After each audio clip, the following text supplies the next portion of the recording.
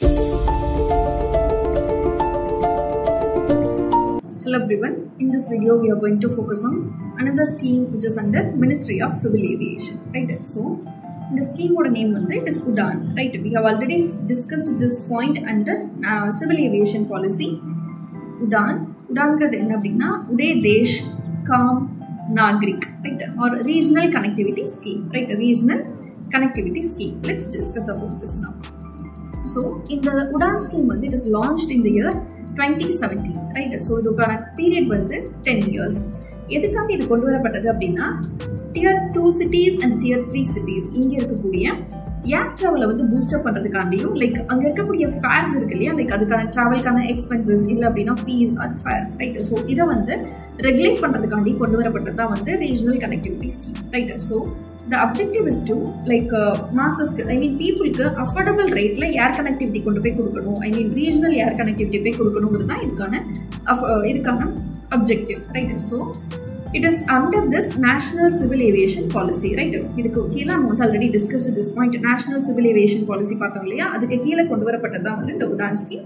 It is nothing but regional connectivity scheme. So வந்து tier 2 cities-லயும் tier 3 cities-லயும் ஏர் டிராவலை boost up பண்றதும் அங்க இருக்கக்கூடிய ஃபேர்ஸை வந்து கேப் பண்றதும், ரைட்? ஃபார் எக்ஸாம்பிள் 1 hour ஃபிளைட்டுக்கு வந்து எவ்வளவு பே பண்ணணும் அப்படின்னா it is ₹2500, ரைட்? ஸோ இந்த மாதிரி மாசஸ்க்கு அஃபோர்டபுள் ப்ரைஸ்ல வந்து நம்ம ஏர் கனெக்டிவிட்டி கொடுக்கறதுனால they will be using it more, right? So this is with respect to UDAN scheme.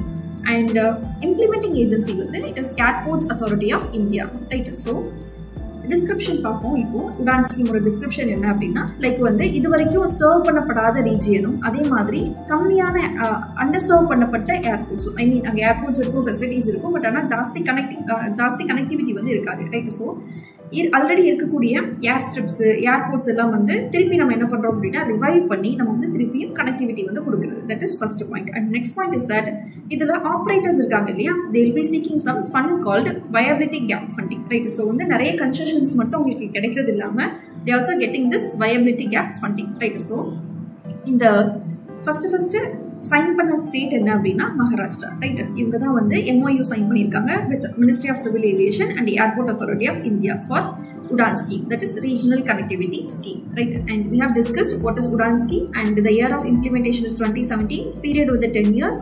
And இதன் வழியா நம்ம என்ன பண்றோம் அப்படின்னா மக்களுக்கு அஃபோர்ட் பண்ணக்கூடிய அளவுக்கு ஏர் கனெக்டிவிட்டி வந்து கொடுக்குறோம், right? It is under national civil aviation policy. And இதோட இம்ப்ளிமெண்டிங் ஏஜென்சி வந்து Airports Authority of India, right? Unserved airports, underserved airports, இதை வந்து நம்ம என்ன பண்றோம் அப்படின்னா we are connecting it or we are reviving it, right? And also இதுக்கான operators இருக்காங்க இல்லையா, அவங்களுக்கு நிறைய கன்செஷன்ஸும் கிடைக்குது. அது போக viability gap fundingமே வந்து they are seeking it, right? Maharashtra is the first state to sign the MOU with Ministry of Civil Aviation.